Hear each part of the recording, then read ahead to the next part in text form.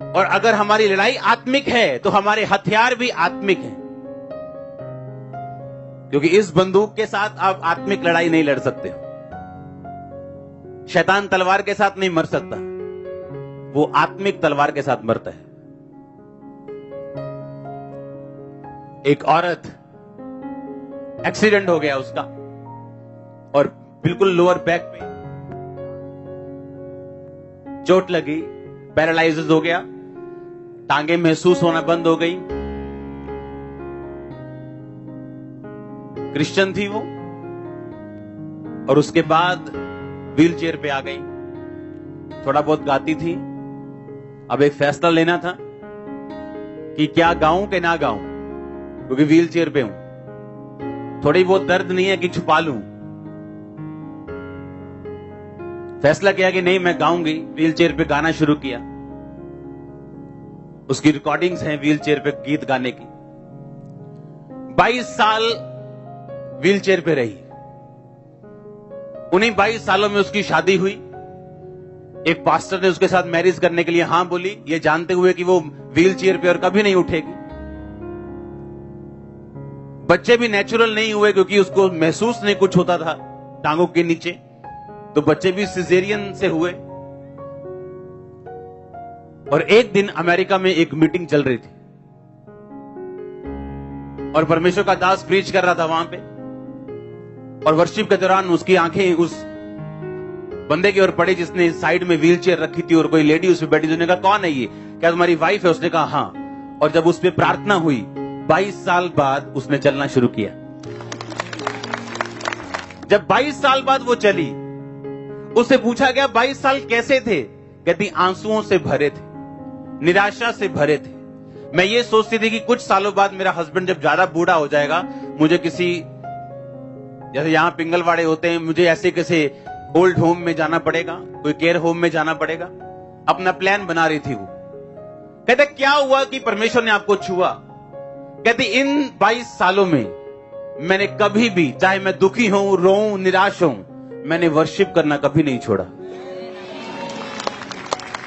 कहते कभी नहीं छोड़ा। कहते ये नहीं मैं दुखी नहीं हुई, ये नहीं मेरी आस नहीं टूटी। कहती एक टाइम था, 10 साल मेरी आस टूट चुकी थी, 10 साल।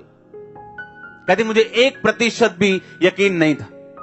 कहती अब ऐसा टाइम मेरी लाइफ में आ गया था कि हीलिंग मीटिंग के दौरान मैंने आगे जाके प्रार्थना करवानी बंद कर दी थी, क्योंकि जब उस पर प्रार्थना होती थी हीलिंग मीटिंग में, वो हील नहीं होती थी और उसको शर्मिंदा होकर उसको उठाते थे, चलो चलो, वो चलती नहीं थी, फिर बैठ जाती थी। और कहती इतनी बार मेरे साथ हुआ कि मैंने प्रार्थना करवानी बंद कर दी थी। उस दिन कहते क्या हुआ? कहते मैं व्हील चेयर पे थी और मेरे सामने एक बेबी था, उसको किडनी की डिजीज थी, छोटा बच्चा था। और कहती मैं परमेश्वर रो के प्रार्थना कर रही थी कि परमेश्वर इस बच्चे का क्या कसूर है, तो इसको छू और चंगा कर। कहती मैं आंसुओं के साथ प्रार्थना कर रही थी बच्चे के लिए, और परमेश्वर के दास ने आवाज मारी, कौन है ये बंदा? साथ इसके कौन है? इसकी वाइफ है, इसको लेके आओ। हर कोई चाहता है हीलिंग, हर कोई चाहता है कि मैं विक्टोरियस हो जाऊं, पर क्या आपको नहीं मालूम, जीत के लिए आपको आत्मिक रूप से लड़ना जरूरी है, और आत्मिक रूप से लड़ने के लिए उसके हथियार भी आत्मिक ही हैं। मैं चंगी हो जाऊं, ये इच्छा रखना हथियार नहीं है, ये आपकी एक इच्छा है। मुझे प्रभु बरकत दे दे, ये हथियार नहीं है, ये आपका प्लान है, ये आपका नक्शा है। ये ईंटें, बजरी, रेता, सीमेंट नहीं। आमीन। घर बनाने के लिए नक्शा चाहिए। अकेले नक्शे से घर बन जाएगा क्या? फिर सामान चाहिए। आज वो कलीसिया के पास वो सामान नहीं जिससे वो अपना घर बना सके, क्योंकि जब मुश्किल की टाइम आती है तो वर्शिप होनी बंद हो जाती है। इमेजिन करो, एक औरत परमेश्वर के बारे में गा रही है कि तू चंगा करने वाला परमेश्वर, और खुद व्हील चेयर पे। 5-10 महीने, 22 महीने भी मेरे ख्याल से बहुत ज्यादा होते, 22 साल। हालेलुया। और जब उस औरत की हीलिंग के बारे में मालूम हुआ, उसके शहर का मेयर उसे रिसीव करने के लिए आया, क्योंकि वो छोटी हस्ती नहीं थी, वो बहुत मशहूर थी व्हील चेयर पे। वो सिंगर थी व्हील चेयर, लोग उसे व्हील चेयर वाली सिंगर बोलते थे। बहुत मशहूर थी, वो डेड हो चुकी थी उसकी टांगे, 22 साल, बच्चे भी उसके नॉर्मल नहीं हुए।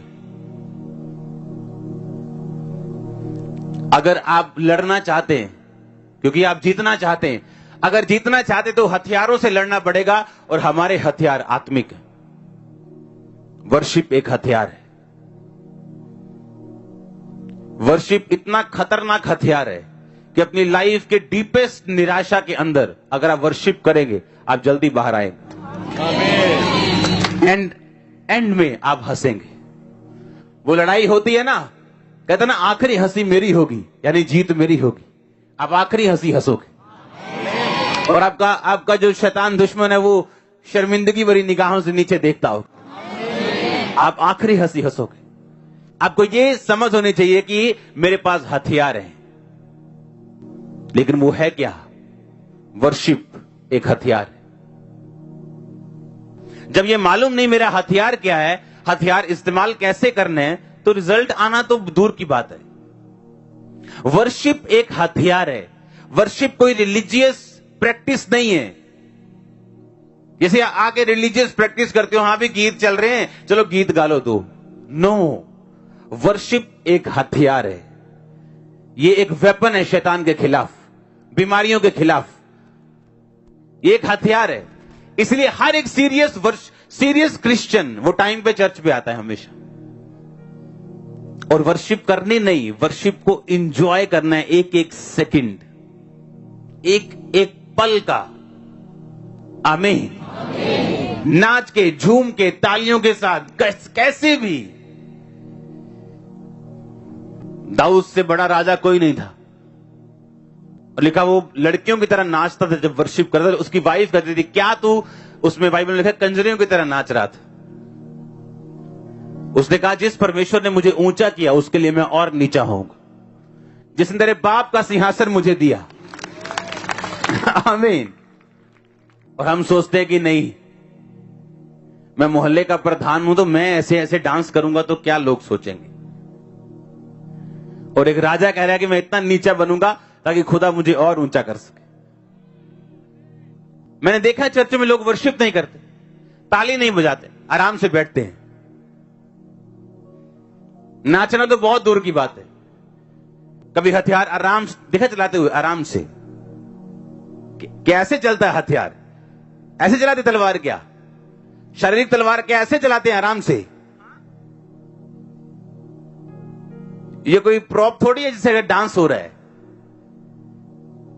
उसी तरह से जो आत्मिक हथियार है, वर्शिप है, वो भी आप ऐसे नहीं कर सकते सोए सोए, अभी जागे हैं बस। क्योंकि ये एक क्या है? हथियार है। आमीन। यीशु मसीह को बोला, अब हमें प्रार्थना करना सिखा प्रभु।